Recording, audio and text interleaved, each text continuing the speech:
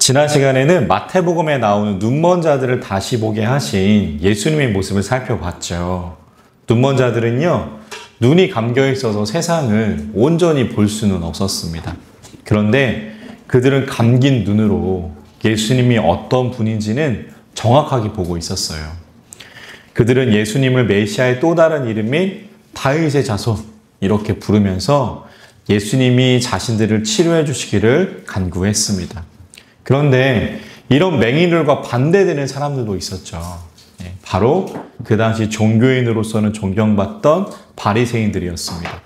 그들은 예수님이 고쳐주셨던 맹인들과는 다르게 눈으로 세상을 볼 수는 있었습니다. 그런데 그들은 눈으로 세상을 보고 예수님의 일하심을 보면서도 예수님을 통하여 일하시는 하나님을 찬양하지는 못해요.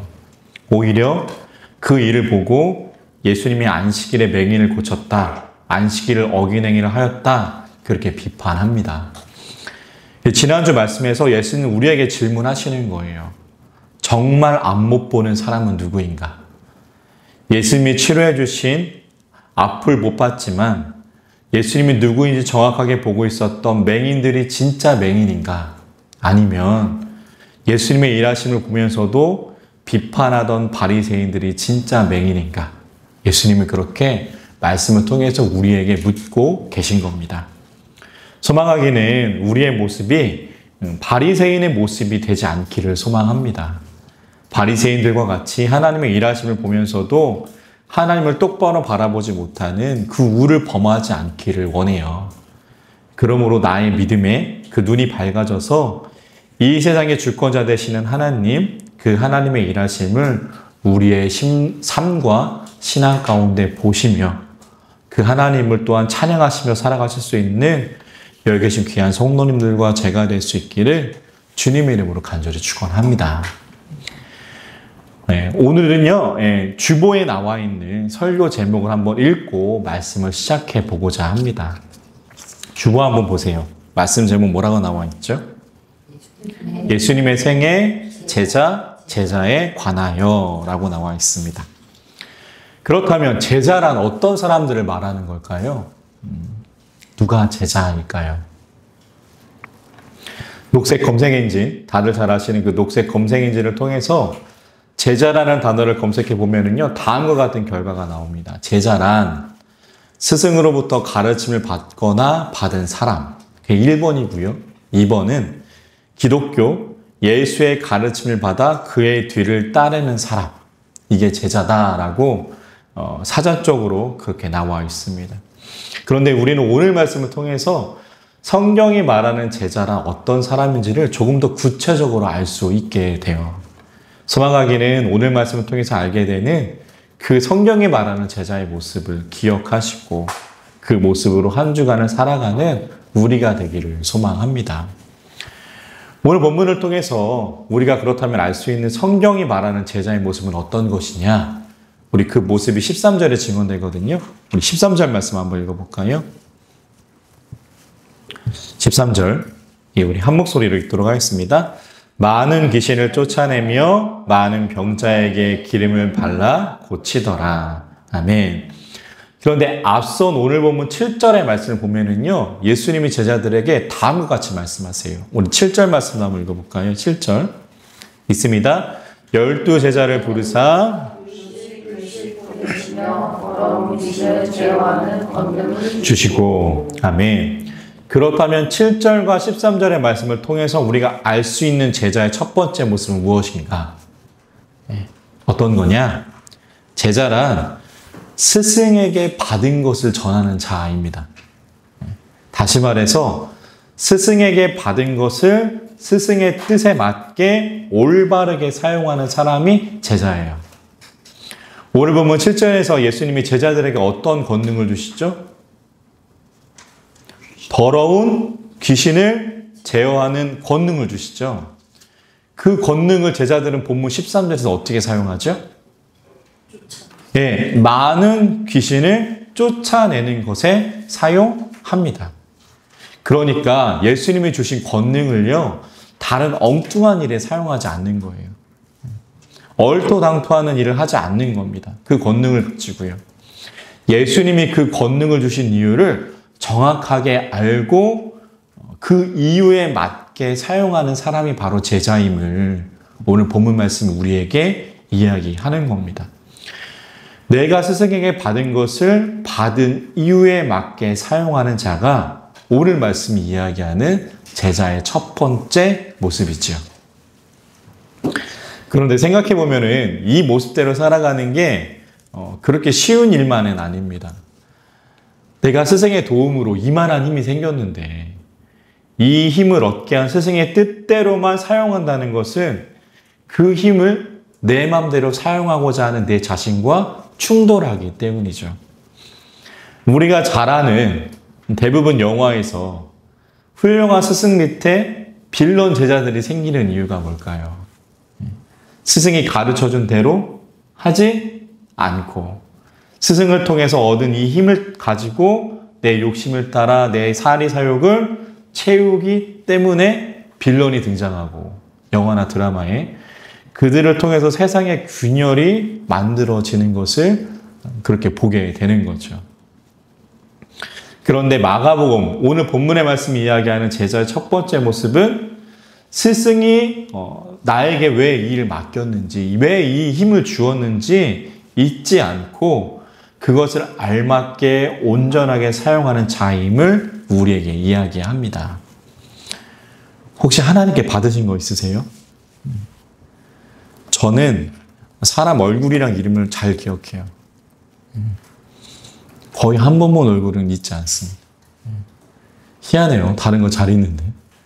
이게 하나님께 받은 거라면 받은 것 같기는 한데 소망하기는 우리가 하나님께 받은 것이 있다면 하나님께 받은 그 능력이 있다면 그 주신 뜻에 맞게 사용하는 은혜가 우리 안에 있기를 소망합니다.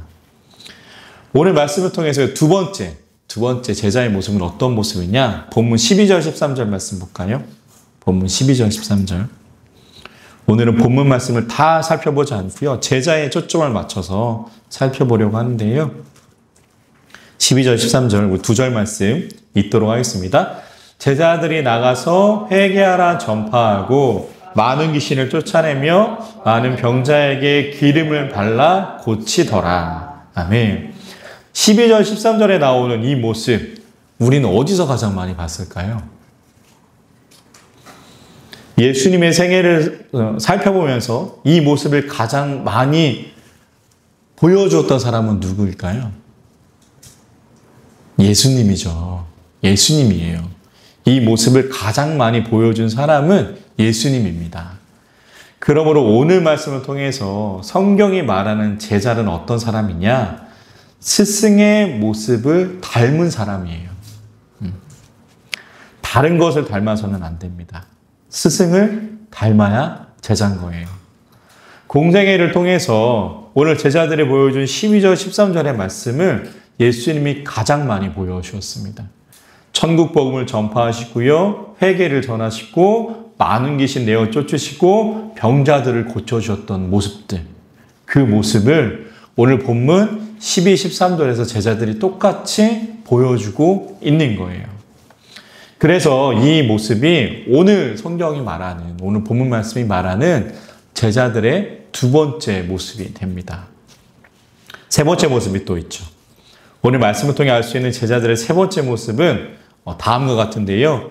오늘 본문은 아니었지만 우리 오늘 본문 뒤에 나오는 14절 말씀 한번 읽어볼까요? 6장 14절. 예, 있습니다.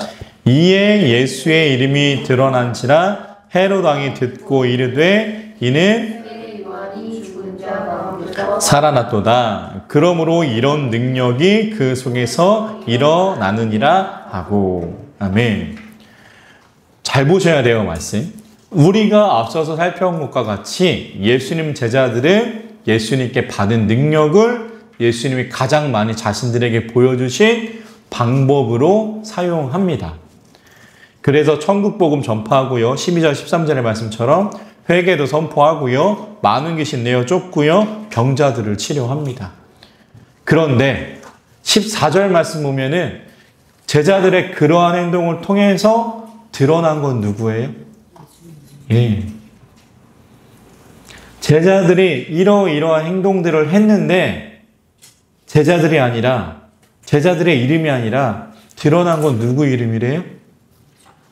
스승인 예수님 이름이었다라고 성경은 증언하는 거죠. 우리 마가복음 6장 14절 다시 한번 읽어볼까요? 있습니다. 이에 예수의 이름이 드러난지라. 헤롯 왕이 듣고 이르되 세례 요한이 죽은 자 가운데서 살아났도다. 그러므로 이런 능력이 그 속에서 일어나느니라 하고. 아멘. 오늘 본문의 말씀대로 예수님이 그들에게 지시한 대로 그 모든 일들을 감당한 사람들은 제자예요. 12절, 13절의 말씀의 주체는 제자입니다. 그런데 그 제자들의 행위를 통해서 이름이 드러나는 분은 누구시라고요? 예수님이다 라고 14절의 말씀이 우리에게 이야기하는 겁니다. 그러므로 오늘 본문 말씀을 통해서 우리가 알 수 있는 제자의 세 번째 모습은 내가 그 일을 해도 내가 아니라 누구의 이름이 드러나야 된다고요? 스승의 이름 드러나게 하는 자가 바로 오늘 말씀 이야기하는 제자의 세 번째 모습임을 우리는 알 수 있게 됩니다. 내가 아무리 커다란 일을 했다고 해도요, 그 일을 통해서 내 이름과 내가 한 일이 이 세상에 드러나는 것이 아니라 오직 나에게 이 일을 맡기고 명령하신 스승이 드러나게 하는 자가 성경이 말하는 제자임을 성경이 우리에게 말하고 있는 거죠. 그런데 우리 모습 어떠할까요? 우리 처음으로 돌아가 볼까요? 첫 번째 어떤 모습이라고요? 스승에게 받은 것을 그 이유에 맞게 올바르게 사용하는 자. 그러면 우리는 하나님께 받은 것을 어떻게 사용하고 있을까요? 두 번째, 제자의 모습은 스승의 모습을 가장 많이 닮아가는 자였습니다. 그렇다면 우리는 누구를 가장 많이 닮아가며 살아가고 있을까요? 세 번째, 일하는 것은 나지만 일하는 것은 스승의 능력을 부여받고 스승의 모습을 따라 일하는 나이지만 세 번째는 내가 드러나는 것이 아니라 스승이 드러나는 자가 성경이 말하는 제자임을 오늘 본문이 그렇게 이야기합니다. 그렇다면 우리의 삶은 가장 많이 누가 드러날까요? 나일까요? 아니면 우리를 부르신 하나님일까요?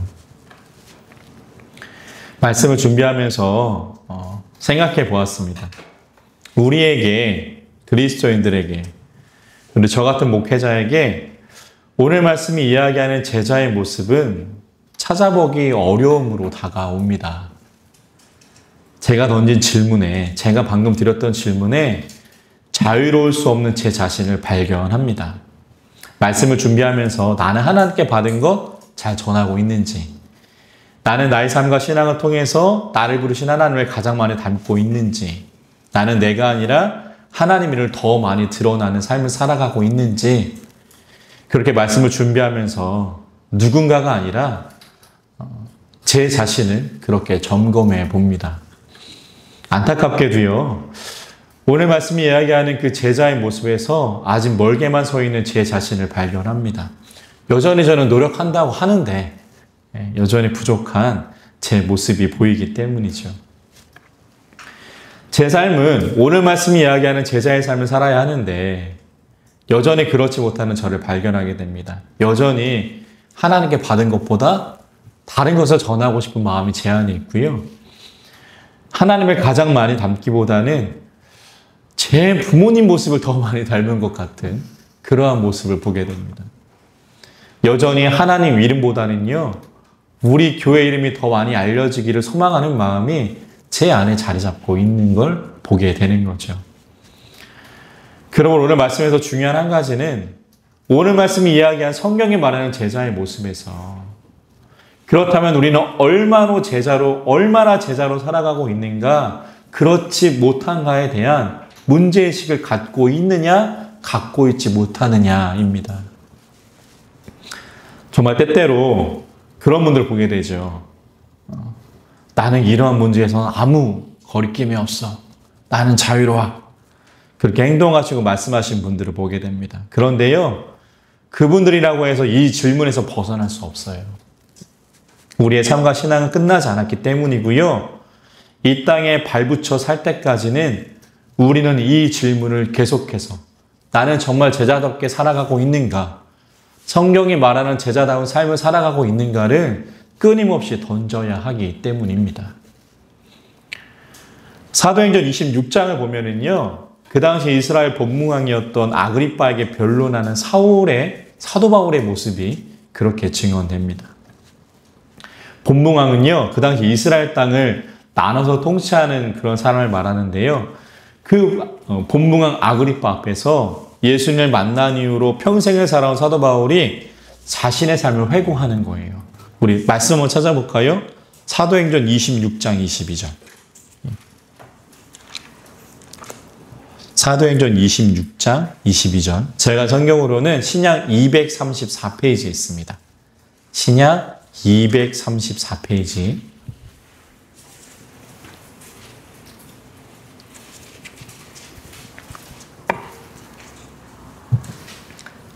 (26장 22절) 사도행전 26장 22절 말씀입니다. 예, 같이 하셨을까요? 한 목소리로 있습니다. 하나님의 도우심을 받아 내가 오늘까지 서서 높고 낮은 사람 앞에서 증언하는 것은 선지자들과 모세가 반드시 되리라고 말한 것밖에 없으니. 아멘. 사도 바울은 기독교 역사상 얼마나 위대한 사도이며 전도자입니까? 그런데 사도 바울은요, 자신의 삶과 자신의 사역을 회고하는 이 순간 아그리빠 왕 앞에서 이렇게 말하지 않아요.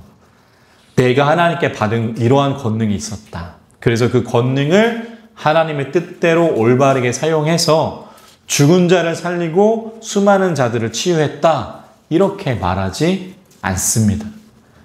사도 바울은요, 또 이렇게 말하지 않아요. 그래서 내가 전한 복음을 듣고 아시아와 유럽의 수많은 사람들이 하나님께 돌아왔고 여러 지방과 도시에 수많은 교회를 세웠으며 수많은 사람들을 예수님이 보여주신 모습대로 이끌었다. 이렇게 말하지 않습니다. 사도 바울은요, 또 이렇게 말하지 않아요. 그러므로 나의 이름이 온 천하에 널리 퍼졌다. 사도 바울은 이렇게 말하지 않습니다. 그저 다음과 같이 말하는 거예요. 우리 다시 한번 읽어볼까요? 사도행전 26장 22절 말씀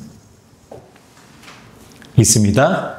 하나님의 도우심을 받아 내가 오늘까지 서서 높고 낮은 사람 앞에서 증언하는 것은 선지자들과 모세가 반드시 되리라고 말한 것밖에 없으니. 사도 바울은 단지 이렇게 이야기합니다.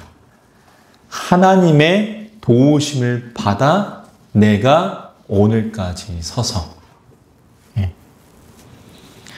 그러므로 그는요, 그렇게 말하지 않으므로, 또한 이렇게 말함으로요, 오늘 성경이 말하는 제자의 세 가지 모습, 스승이 준 권능을 올바르게 사용하는 사람, 스승의 모습을 닮아가는 사람, 자신이 아니라 스승의 이름을 드러내는 사람, 그 모습을 완벽하게 이룬 제자의 모습을 우리에게 보여줍니다. 근데 사도 바울 한 가지 덧붙이지요. 제자로서 내가 예수님의 사람으로서 그 모든 일을 감당할 수 있었던 이유는 내가 잘해서 내가 능력이 뛰어나서 내가 모든 것을 잘 감당해서가 아니라 누구의 도우심을 받아서라고요? 하나님의 도우심을 받아서. 다시 말해서요, 하나님의 은혜로 올 수 있었다. 사도 바울은 그렇게 이야기합니다. 그래서요, 우리는 사도 바울을 통해서 성경이 말하는 제자의 마지막 네 번째 모습을 보게 됩니다. 그것은 나는 제자다운가? 라는 질문을 계속해서 던져야 하지만 오늘도 나를 제자로 부르시고 여전히 제자의 길로 인도하시는 하나님의 은혜가 우리를 붙잡고 있다는 사실입니다. 그러므로 스스로 던지는 제자에 대한 질문 앞에서 비록 내가 제자로서 부족할지라도요, 나를 제자로 부르시고 그 길을 오늘도 내일도 인도하실 하나님, 그 길을 걷는 은혜를 부어주시고 부어주실 하나님, 그 하나님의 은혜를 잊지 않는 것, 그분의 일하심이 오늘도 내일도 나를 붙들고 계시다라는 사실, 그 사실을 기억하고 고백하는 것이 오늘 성경이 말하는 제자의 네 번째 모습임을 우리는 알게 됩니다. 사랑하는 성도 여러분, 우리에게도 이 모습이 있기를 간절히 소망합니다. 오늘 말씀이 이야기하는 제자의 네 가지 모습이 우리의 삶과 신앙에 담기기를 소망해요. 그래서요, 나는 하나님께 받은 것을 전하는가? 나는 하나님을 닮아가고 있는가? 나는 하나님을 드러내고 있는가? 라는 고민과 질문 속에서도 나를 제자로 부르신 하나님, 그 하나님의 은혜가 우리를 붙들고 있음을 기억하실 수 있는 저와 성도님들 되실 수 있기를 주님의 이름으로 간절히 축원합니다. 오늘 말씀을 정리해 보겠습니다. 오늘은 마가복음의 말씀을 통해서 성경이 말하는 제자, 세상이 말하는 제자가 아니라 성경이 말하는 제자를 살펴보았습니다. 성경이 말하는 제자란 세상에게 받은 것을 받은 용도와 이유에 맞게 사용하는 사람입니다. 성경이 말하는 제자란 그러므로 스승을 닮아가는 사람입니다. 성경이 말하는 제자란 그래서 나의 스승의 이름을 높이는 사람입니다. 그리고 마지막 성경이 말하는 제자란 그러므로 나는 제자로 잘 살아가고 있는가? 라는 질문과 함께 여전히 지금도 나를 제자를 부르시고 제자의 길을 걷도록 하시는 하나님의 은혜가 나를 붙들고 있음을 잊지 않는 사람입니다. 내 힘과 능력이 아니라 그 은혜를 의지하는 사람이에요. 그 은혜가, 그 제자의 모습이 우리에게 있기를 소망합니다.